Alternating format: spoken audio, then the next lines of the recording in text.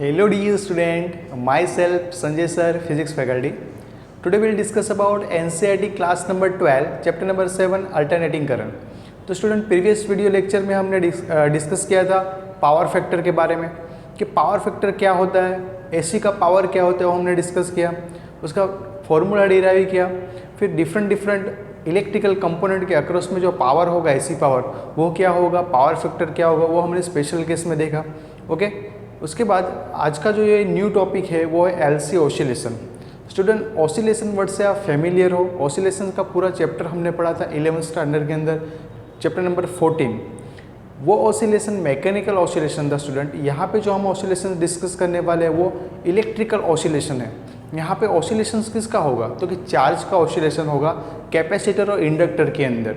तो student capacitor और inductor को हमें यहाँ पे पैरेलल में कनेक्ट करना है और उस सर्किट के अंदर चार्ज और करंट का जो ऑसिलेशन होगा वो हमें यहाँ पे स्टडी करना है। ओके, तो यहाँ पे जो ऑसिलेशन होगा वो चार्ज का होगा। 11th में हमने ऑसिलेशन देखा था वो पेंडुलम का ऑसिलेशन देखा था, कोई स्ट्रिंग का ऑसिलेशन देखा था, वो मैकेनिकल ऑसिलेशन था। यहाँ पे हमें इलेक्ट्रिकल ऑसिलेशन करवाना है और यहाँ पे जो कैपेसिटर और इंडक्टर को पैरेलल में कनेक्ट करेंगे तो उस सर्किट को बोला जाता है टैंक सर्किट। तो ये टैंक सर्किट का यूज़ क्यों करना है तो कि हमारे जितने भी इलेक्ट्रिकल कंपोनेंट जो कम्युनिकेशन के लिए हम यूज़ करते हैं, पहला ही कि television, mobile phone. Okay, mobile phone से हम कम्युनिकेट कर रहे हैं। अभी जो हमारा जो लर्निंग जो हो रहा है वो मोबाइल थ्रू ही हो रहा है। तो जो सिग्नल होते हैं मोबाइल के अंदर से, टेलीविज़न के अंदर से, रेडियो सिग्नल, जो भी सिग्नल है वो सिग्नल इलेक्ट्रोमैग्नेटिक वेव के फॉर्म में आगे प्रोपोगेट करते हैं, ट्रांसमिट होते हैं। तो ये इलेक्ट्रोमैग्नेटिक वेव है वो उसकी एनर्जी कैसे इंक्रीज़ की जा सकती है। वो एनर्जी मान लो कि कोई एंटीना से ट्रांसमिट हो रही है और हम उसको रिसीव कर रहे हैं, हमारे घर पे रिसीवर है उसमें हम रिसीव कर रहे हैं, हम टेलीविज़न देख रहे हैं। तो वो एनर्जी की जो फ्रीक्वेंसी या तो जो आ रही है हमारे पास सिग्नल, रेडियो सिग्नल या तो टेलीविज़न की जो भी सिग्नल है, वो सिग्नल की स्ट्रेंथ कैसे इंक्रीज़ की जा सकती है। हमें पता है स्टूडेंट कि जो सिग्नल होता है उसको हम ऐसे ड्रॉ करते हैं, जो ट्रांसमिटेड सिग्नल होते हैं वो ऐसे निकलने के बाद कुछ देर के बाद ये क्या हो जाएंगे, लॉस हो जाएंगे, मतलब डैम्प्ड हो जाएंगे। फिजिक्स की लैंग्वेज में बोलेंगे तो क्या होगा, ये डैम्प्ड हो जाएंगे। डैम्प्ड का मतलब होता है ख़त्म होना। तो ये ऑसिलेशन थोड़े देर के बाद क्या हो जाएंगे, डैम्प्ड हो जाएंगे। तो ये डैम्प्ड ऑसिलेशन है। तो इसकी एनर्जी तो डिक्रीज़ हो गई, एनर्जी तो ख़त्म हो गई, लेकिन ये वेव का सिग्नल, ये सिग्नल का जो वेव है उसको हमें कंटिन्यूस ट्रांसमिट करना है। इसका एम्पलीट्यूड जो है वो ऑलवेज मैक्सिमम रहे। तो उसके लिए हमें मतलब मैक्सिमम रहे मतलब इसका मेंटेन रखना है एम्पलीट्यूड ऐसे। तो ये मेंटेन रखने के लिए हमें कुछ सर्किट की रिक्वायरमेंट होती है। हमारे जो इलेक्ट्रिकल डिवाइस है जैसे कि मोबाइल फ़ोन, जिसके अंदर भी एलसी सर्किट है लेकिन वो कॉम्प्लेक्स है, उसमें हमें नहीं जाना है, लेकिन उसके अंदर का फिजिक्स क्या है वो हमें यहाँ पे आज समझना है कि जो सिग्नल आगे प्रोपोगेट कर रहे हैं, हम सिग्नल को रिसीव कर रहे हैं, हमारे मोबाइल से जो हम messages, text message, video, images जो सेंड करते हैं वो इलेक्ट्रोमैग्नेटिक वेव के फॉर्म में आगे कैसे प्रोपोगेट करते हैं, तो उसकी एनर्जी कैसे हम मेंटेन कर सकते हैं, इसका एम्पलीट्यूड कैसे मेंटेन रख सकते हैं। तो वो प्रोसेस हम यहाँ पे पढ़ने वाले हैं एलसी ऑसिलेशंस में। क्लियर है? तो यहाँ पे जो हम एलसी ऑसिलेशन की बात करें उसमें एल इंडक्टर, सी मतलब कैपेसिटर, दोनों को पैरेलल में कनेक्ट करना है फर्स्ट। तो पैरेलल में कनेक्ट करते हैं। चलो एक सर्किट बनानी है, ये कैपेसिटर, चलो ये कैपेसिटर हो गया अपना। कैपेसिटर के लिए 2 पैरेलल प्लेट। ओके, फिर इंडक्टर का सिंबल भी हमें पता है। इंडक्टर का सिंबल क्या है तो कि ये हेलिकल जो कोइल होती है वही अपना इंडक्टर है। ये आपका इंडक्टर हो गया, ये इंडक्टर एल, ये कैपेसिटर सी। ओके, ये कैपेसिटर सी। अभी स्टूडेंट इनिशियल में ये दोनों डिस्चार्ज है। अभी हमें एक बात ये भी याद रखनी है, कैपेसिटर का वर्क क्या है। कैपेसिटर और inductor one kind of device है तो उनका वर्क क्या है। कैपेसिटर का वर्क हमने चैप्टर नंबर 2 में स्टडी किया था कि कैपेसिटर एनर्जी को, चार्ज को स्टोर करता है। तो स्टूडेंट एनर्जी तो बहुत सारे टाइप की होती है, तो किस फॉर्म में एनर्जी को स्टोर कर रहा है। यहाँ पे कैपेसिटर है, जो कैपेसिटर एक डिवाइस है जो एनर्जी को इलेक्ट्रिकल फील्ड के फॉर्म में स्टोर करता है। और इंडक्टर भी डिवाइस है, वो भी एनर्जी को स्टोर करता है, लेकिन वो मैग्नेटिक फील्ड के फॉर्म में स्टोर करता है ये इंडक्टर। ये हमने दोनों फिनोमिनन पढ़ा है चैप्टर नंबर 6 और चैप्टर नंबर 3 के अंदर। इंडक्टर का वर्क है एनर्जी स्टोर करना मैग्नेटिक फील्ड के फॉर्म में, कैपेसिटर का वर्क है एनर्जी चार्ज को स्टोर करना इलेक्ट्रिकल फील्ड के फॉर्म में। तो इंडक्टर का जो एनर्जी का फॉर्मूला है वो क्या होता है, वो हम यहाँ पर डिराइव कर लेते हैं शॉर्ट में। स्टूडेंट पावर का फॉर्मूला हमें पता है, P इक्वल्स टू VI होता है, ये फॉर्मूला पता है हमें। स्टूडेंट P इक्वल्स तो हम ये भी लिखते हैं dW/dt, वर्क अपॉन टाइम क्या होता है, पावर ही होता है।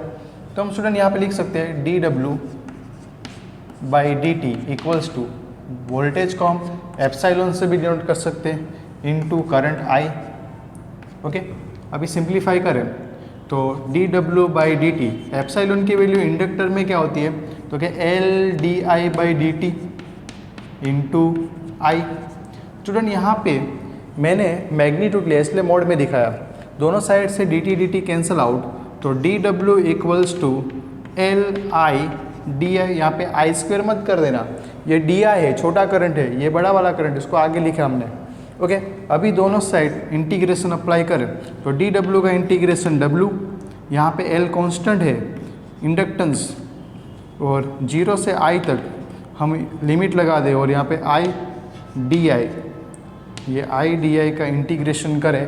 ओके, I का इंटीग्रेशन di के रिस्पेक्ट में, तो इंटीग्रेशन अप्लाई करें तो क्या होगा, W इक्वल्स टू L, यहाँ पे इंटीग्रेशन अप्लाई करते हैं, इसकी एक पावर है, उसमें एक पावर ऐड होता है, वही पावर कहाँ पे आता है, डिनोमीटर में आता है, ऐसे लिखते हैं, और लिमिट 0 से I। अभी सिंप्लीफाई करें तो स्टूडेंट देखो क्या होगा, यहाँ पे W इक्वल्स टू L, ये 2 को बाहर कॉमन निकाल देते हैं, यहाँ पे I², lower limit 0 upper limit I, ये हो गया।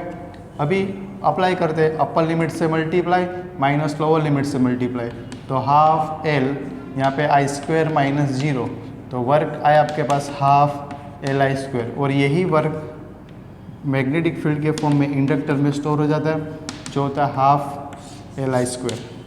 ओके, तो ये एनर्जी होती है किसके अंदर, इंडक्टर के अंदर, मैग्नेटिक फील्ड के फॉर्म में हाफ LI²। और कैपेसिटर के अंदर जो एनर्जी होती है वो इलेक्ट्रिकल फील्ड में, वो हमें पता है Q²/2C, या तो हाफ CV²। ये डिफरेंट फॉर्मूले हमने डिराइव किए थे। ओके, तो कैपेसिटर में एनर्जी स्टोर होती है इलेक्ट्रिकल फील्ड के फॉर्म में, इंडक्टर में एनर्जी स्टोर होती है मैग्नेटिक फील्ड के फॉर्म में। तो यही एनर्जी का जो कन्वर्जेशन है उसके वजह से यहाँ पे इलेक्ट्रोमैग्नेटिक वेव क्रिएट होते हैं, जनरेट होते हैं, और वो उनको एनर्जी मिलती रहती है। ओके, तो वो प्रोसेस हम मैथमेटिकली देखते हैं। अच्छे से इसको नोट कर लो, स्क्रीनशॉट ले लो, और मैं यहाँ पे इसको इरेज करके वापस से हम ये LC ऑसिलेशंस पे आते हैं। ओके, तो इसको इरेज कर देते हैं।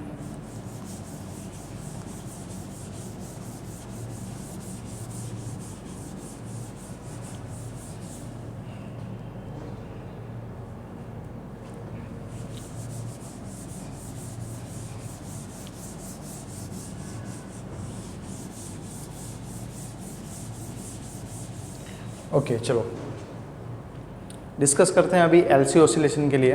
तो स्टूडेंट पहले तो कैपेसिटर भी डिस्चार्ज है, इंडक्टर में भी कोई एनर्जी नहीं है, तो पहले आपको क्या करना पड़ेगा, तो कि यहाँ पे बैटरी से, ये एक बैटरी जिसमें आपको स्विच लगानी, एक सर्किट लगानी पड़ेगी यहाँ पे, जिसमें क्या होगा, बैटरी सप्लाई होगी, ये बैटरी का सिंबल है।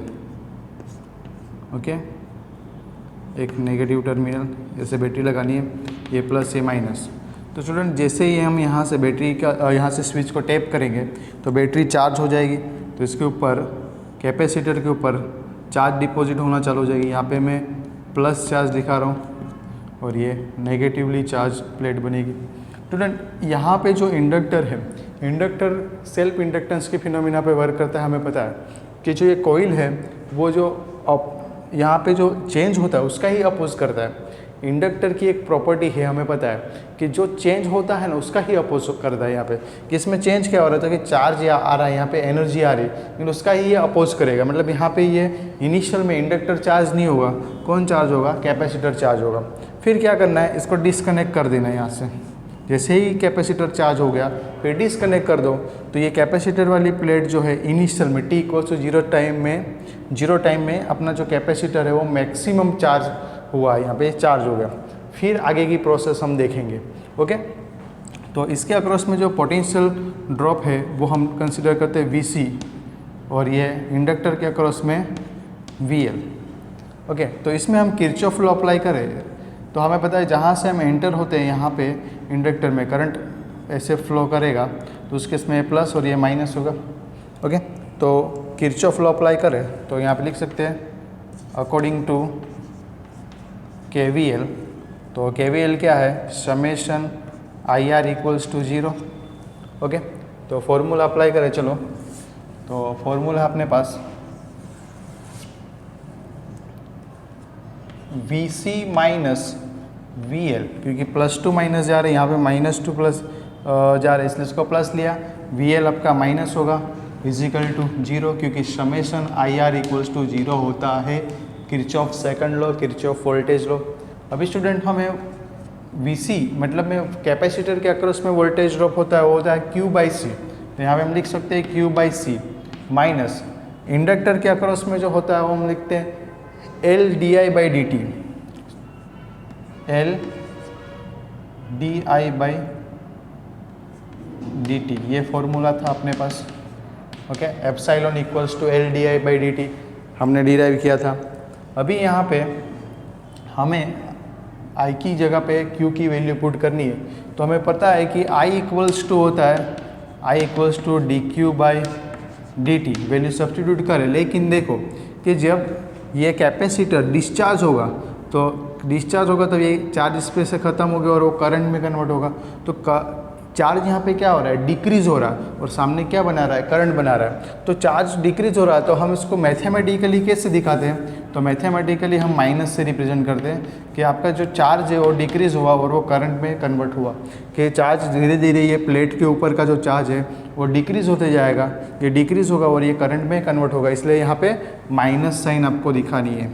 ओके, ये वैल्यू पुट करें यहाँ पे तो ये माइनस माइनस प्लस हो जाएगा, तो हम लिख सकते हैं Q/C माइनस LdI/dt, यहाँ पे वैल्यू पुट करें माइनस dQ/dt इक्वल्स टू 0, तो ये माइनस माइनस प्लस, तो इक्वेशन बनेगा Q/C plus Ld² Q/dt² equals to 0।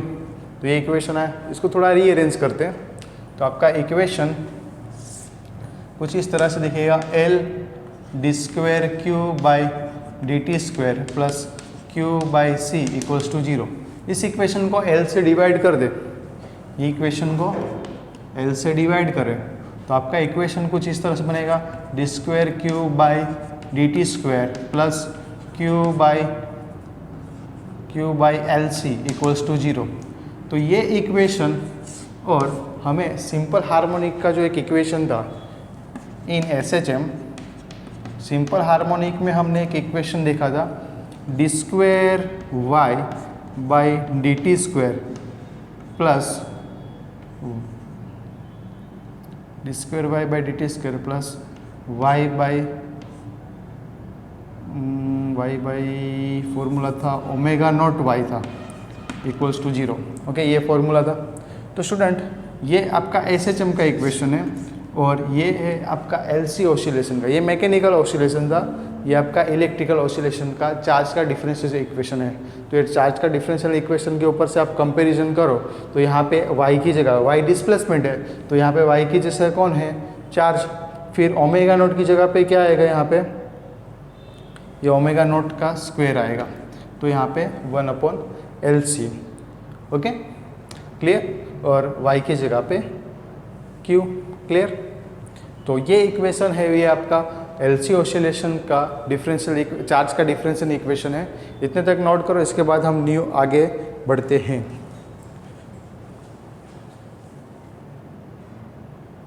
Okay student, तो हमने एक इक्वेशन निकाला था चार्ज का d² Q/dt² प्लस Q/LC, वो SHM का एक इक्वेशन है d²y/dt² प्लस ω0y के साथ कंपेयर करें तो इसमें जैसे y है, y डिस्प्लेसमेंट है, वैसे यहाँ पे चार्ज इलेक्ट्रिकल में, फिर यहाँ पे जो ओमेगा नॉट का स्क्वायर है तो यहाँ पे क्या आएगा 1/LC। तो ये कंपैरिजन है।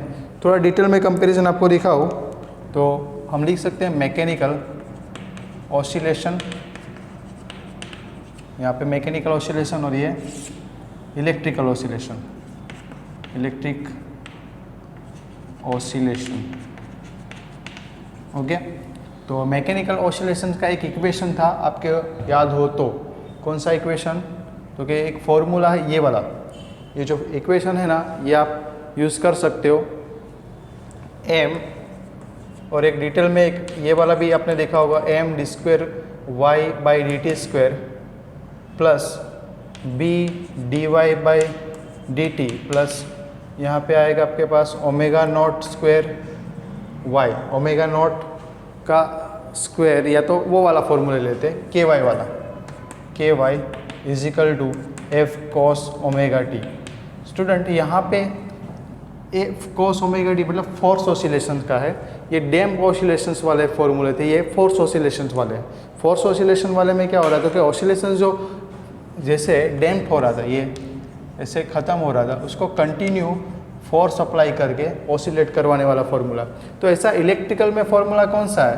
तो इलेक्ट्रिकल में m की जगह पे आएगा L d²q/dt², y की जगह पे आएगा q, ओके, और b की जगह पे आएगा r, मतलब में dq/dt प्लस k की जगह पे आएगा आपके पास फॉर्मूला k है, उसकी जगह पे आप लिख सकते हो q/c, ओके, मतलब में k है वो c की जगह पे आएगा, 1/c की जगह पे q/c, मतलब 1/c = k और y = क्या है q = Vm sin omega t। अभी कंपैरिजन करें तो जैसे यहाँ पे m है वैसे यहाँ पे कौन है? मास है, वैसे यहाँ पे इंडक्टर है।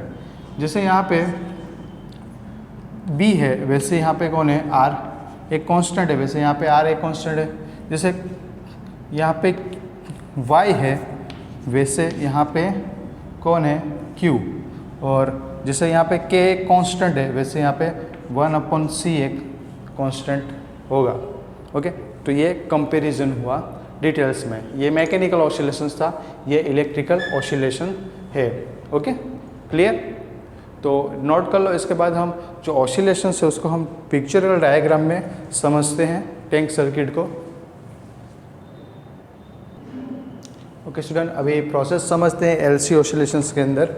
स्टूडेंट, हमने अभी रिसेंटली एक फॉर्मूला डिराइव किया चार्ज के लिए, तो उसमें d²q/dt² वाला था। तो हम उसको कंपेयर करें, हमारे पास मैकेनिकल जो ऑसिलेशन था उसमें y का फॉर्मूला था y = a sin omega t + 5, ये एक इक्वेशन था। इसको हम चार्ज से कंपेयर करें तो क्योंकि y = हमने चार्ज कंसिडर किया था, यहाँ पे कंसिडर नहीं, ये कंपैरिजन किया हमने, तो q = यहाँ पे qm, यहाँ पे cos ओमेगा t + 5। अभी क्वेश्चन अगर स्टूडेंट के यहाँ पे साइन लिया और यहाँ पे सर आपने cos क्यों लिया, तो कि चार्ज आपका इंक्रीज होगा टाइम के साथ या डिक्रीज होगा। तो आपका चार्ज जो है प्लेट के ऊपर इनिशियल में t = 0 टाइम की बात करें तब करंट क्या था? 0 था सर्किट के अंदर, मतलब में यहाँ पे सर्किट के अंदर मैक्सिमम चार्ज था, ये मतलब प्लेट के ऊपर मैक्सिमम चार्ज था, चार्ज मैक्सिमम था। जैसे जैसे टाइम बढ़ेगा वैसे वैसे चार्ज क्या हो जाएगा? यहाँ पे डिक्रीज होते जाएगा, ये कैपेसिटर डिस्चार्ज होते जाएगा। तो कॉस जो है वो डिक्रीजिंग फंक्शन है। कैसे डिक्रीजिंग? तो स्टूडेंट कॉस की वैल्यू देखो 0 से 90 हम कंसिडर करें तो cos 0 1 होता है, cos 90 0। तो मतलब में जैसे जैसे टाइम बढ़ेगा एंगल बढ़ते जाएगा वैसे वैसे यहाँ पे ये वैल्यू कम होती जाएगी। मतलब में जो आपका चार्ज है वो कैसा होना चाहिए? डिक्रीजिंग फंक्शन में दिखाना है। तो डिक्रीजिंग फंक्शन के लिए मैंने यहाँ पे कॉस लिखा है, इसमें साइन आता है मैकेनिकल में, लेकिन डिक्रीजिंग फंक्शन है क्योंकि चार्ज आपका डिक्रीज हो रहा है, कैपेसिटर डिस्चार्ज हो रहा है, तो उसको मैथमेटिकल रिप्रेजेंट करना है तो कॉस के फंक्शन से रिप्रेजेंट करेंगे यहाँ पे, इसलिए यहाँ पे मैंने कॉस लिया। क्लियर? तो अभी ये इक्वेशन में हमें केस लेते हैं। केस कौन सा? तो कि जब t = 0 टाइम पे, उस टाइम पे आपका इनिशियल फेज 0 है तो cos फाई क्या हो जाएगा? 1। तो आपका मैक्सिमम चार्ज होगा उस टाइम पे t = 0 टाइम पे, यहाँ पे क्या रहेगा? qm होगा मैक्सिमम चार्ज। ओके, तो चार्ज का formula q = Q M omega T, sorry cos omega T, ये वाला एक फॉर्मूला लेते हैं, इनिशियल फेज 0 कंसिडर करते हैं। तो हमें करंट दिखाना हो तो आई इक्वल्स टू हमें पता है student D Q by D T होता है, लेकिन चार्ज डिक्रीज हो रहा है तो माइनस साइन आएगा। तो वैल्यू सब्स्टिट्यूट करें चार्ज की तो minus D T by D T, Q की वैल्यू है Q M cos omega T. Okay, तो कॉस का डिफ्रेंसिएशन क्या होता है, माइनस साइन होता है। तो यहाँ पे आई इक्वल्स टू हम लिख सकते हैं यहाँ पे minus Q M minus sine, यहाँ पे माइनस क्यू एम ओमेगा भी आगे आएगा और ये माइनस साइन ओमेगा टी, ये फॉर्मूला बनेगा। अब ये माइनस माइनस प्लस हो जाएगा तो आपका फॉर्मूला हो जाएगा यहाँ पे I equals to Q M omega sine omega T. अभी स्टूडेंट यहाँ पे क्यू एम ओमेगा क्या दिख रहा है, तो क्यू एम ओमेगा होता है मैक्सिमम करंट, जिसको हम आई एम से रिप्रेजेंट करते हैं। तो ये आपका हो जाएगा formula I equals to I M sine omega T. तो ये करंट का फॉर्मूला है और ये आपके पास चार्ज का फॉर्मूला। ओके, दो फॉर्मूला है आपके पास। तो इनिशियल जब t इक्वल्स टू 0 टाइम है, चार्ज यहाँ पे कैपेसिटर फुल्ली चार्ज है, तो उस केस में कोई करंट फ्लो नहीं हो रहा। ओके, तो यहाँ पे जो कोइल है उसमें भी कोई इंडक्शन नहीं दिख रहा। जैसे ही ये प्लेट डिस्चार्ज होना चालू करेगी तो यहाँ का जो चार्ज है वो मैं थोड़ा कम दिखा दो। देखो जैसे कि 4 दिखा दे तो यहाँ पे 2, ये चार्ज नेगेटिव चार्ज यहाँ पे जाएंगे तो ये पॉजिटिव चार्ज को डिस्चार्ज करेंगे, मतलब में न्यूट्रल करेंगे तो ये 4 की जगह पे 2 हो जाएगा। तो करंट की डायरेक्शन तो +2 माइनस होती है, तो कन्वेंशनल करंट यहाँ से होगा ये डायरेक्शन। तो इसमें कुछ मैग्नेटिक फील्ड की वजह से फ्लक्स जनरेट होगा। ओके, हमें पता है कि जिस कॉजेस के वजह से यहाँ पे इंड्यूस ईएमएफ क्रिएट होता है उसका ही अपोज करने वाला यहाँ पे ईएमएफ जनरेट होता है। तो इसमें से करंट पास होगा कोइल में से, क्योंकि यहाँ पे चार्ज क्या हो रहे हैं, डिस्प्लेस चार्ज का कंडक्शन, चार्ज यहाँ पे मोशन करेगा क्योंकि उसके पास पाथ है। ये चार्ज यहाँ से कंडक्शन चालू करेगा, नेगेटिव चार्ज जा रहा है लेकिन कन्वेंशनल करंट की डायरेक्शन होती है पॉजिटिव टू नेगेटिव, ये करंट की डायरेक्शन। इसके वजह से इसमें फील्ड इंक्रीज होगी, फील्ड बढ़ेगी, ये फील्ड जनरेट होगी। ओके, एक केस ऐसा आएगा कि ये दोनों प्लेट कैसे हो जाएगी, न्यूट्रल हो जाएगी।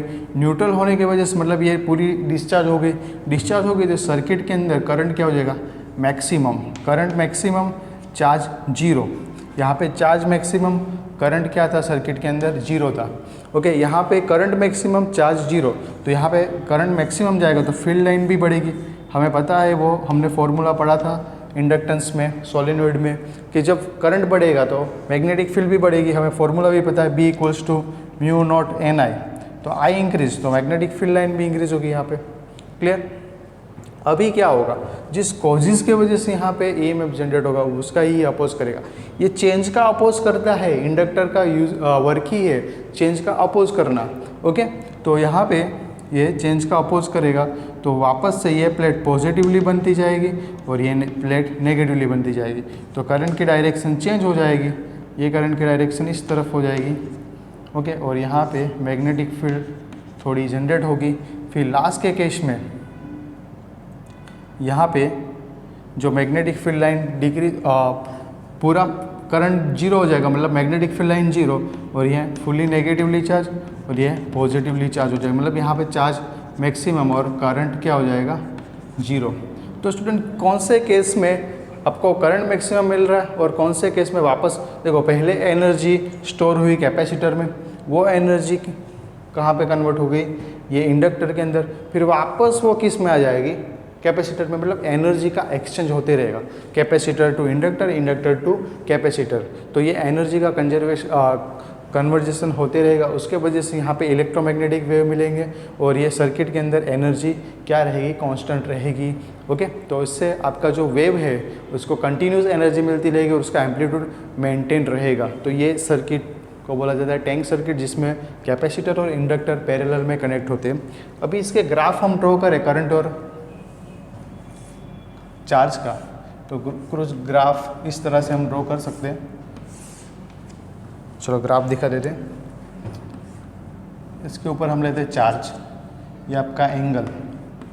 ओके, पहले तो चार्ज किसका फंक्शन है, कोस का है, तो पहले तो यहाँ पे वैल्यू ले लेते हैं, ये 0, यहाँ पे ले लेते हैं π/2, ये आपका पाई, ये 3π/2 और ये 2π।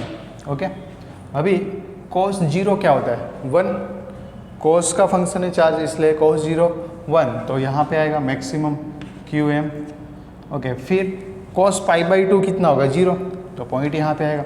cos पाई कितना आएगा -1, तो यहाँ पे आएगा, ये आपकी value -QM। Okay, cos 3π/2 0, cos 2π 1, तो ये पॉइंट को ट्रेस करोगे आप तो आपको ऐसे कुछ ग्राफ मिलेगा। Okay, clear. अभी टाइम पीरियड दिखा है इसके ऊपर ही, तो ये आपका टाइम होगा, ये पूरा जो यहाँ तक का जो टाइम होता है वो T होता है, यहाँ तक का जो टाइम, एक साइकिल कंप्लीट होने में जो टाइम लगता है उसको टाइम पीरियड बोलेंगे T। तो ये टाइम पीरियड को हम 4 पार्ट में डिवाइड करें तो ये आपका T/4, ये कितना हो जाएगा T/2, ये 3T/2 और ये T। ओके,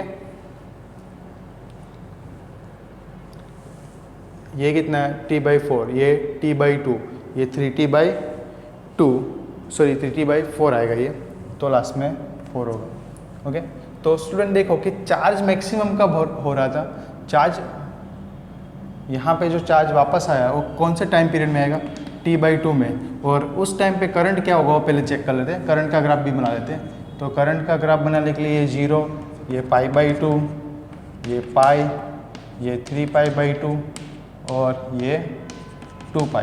तो करंट का ग्राफ है वो हमें बनाना हो, तो ये साइन का फंक्शन है, तो साइन 0 0, तो साइन का ग्राफ यहाँ से चलोगे, ये 0, साइन π/2 मैक्सिमम होता है 1 होता है, तो ये Im, फिर साइन पाई 0, साइन 3π/2 -1, यहाँ पे -Im। ओके, साइन 2π 0, तो ये इसको ट्रेस करोगे तो कुछ इस तरह से ग्राफ मिलेगा आपको। ओके, ये किसका ग्राफ है, करंट का ग्राफ है, और ये वाला जो ग्राफ है ये चार्ज का ग्राफ है। क्लियर। अभी टाइम पीरियड की बात करें तो ये आपका T/4, ये T/2, ये 3T/4 और ये T। तो स्टूडेंट करंट मैक्सिमम कब हो रहा है T/4 पे, तो यहाँ पे करंट मैक्सिमम ये वाले केस में देखो, तो यहाँ का टाइम पीरियड कितना होगा T/4 होगा। करंट 0 कब हो रहा है, तो करंट 0 हो रहा है T/2 टाइम पे, तो ये T/2 टाइम पे, उस टाइम पे का चार्ज चेंज हो गया, देखो नेगेटिव -1 और मैक्सिमम हो रहा है, तो ये मैक्सिमम हुआ। क्लियर। और T0 पे तो मैक्सिमम ही यहाँ पे चार्ज, और करंट क्या है वो वहाँ पे 0 है। क्लियर। तो ये ग्राफिकली और ये पिक्चरल रिप्रेजेंटेशन से, तो ये अपना हुआ LC ऑसिलेशन। जो हमारे इलेक्ट्रिकल कंपोनेंट इलेक्ट्रॉनिक डिवाइस होते हैं जो कम्युनिकेशन के अंदर यूज़ करते हैं, उसमें LC सर्किट होती ही होती है, जिससे हमारे जो सिग्नल है उसको कंटिन्यूस एनर्जी मिलती रहती है। वो एनर्जी इलेक्ट्रिकल और मैग्नेटिक फील्ड के फॉर्म में मिलती है, इसके वजह से उसका एम्पलीट्यूड मेंटेन रहता है और वो लॉन्ग डिस्टेंस ट्रैवल कर सकते हैं, वो जल्दी ख़त्म नहीं होगा, उसका एम्पलीट्यूड मेंटेन रहेगा। ओके, तो ये LC ऑसिलेशंस हमारा थियोरेटिकली और जो डे टू डे लाइफ के कुछ एग्जाम्पल्स के साथ कंप्लीट हुआ। ओके, तो सेकंड लास्ट टॉपिक है टेक्स्ट बुक का। इसके बाद एक लास्ट टॉपिक हमारा रहेगा ट्रांसफार्मर, जो हम कल डिस्कस करेंगे। Okay, thank you.